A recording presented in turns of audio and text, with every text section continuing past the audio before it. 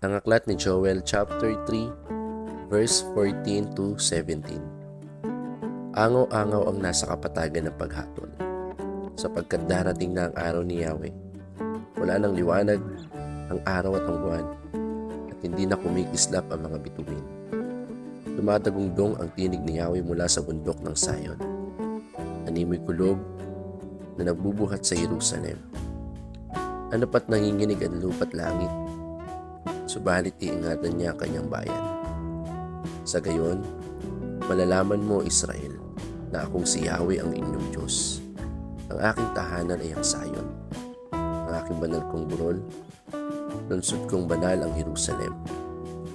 Ito'y hindi una muling masasakop ng mga dayuhan. Ang salita ng Diyos.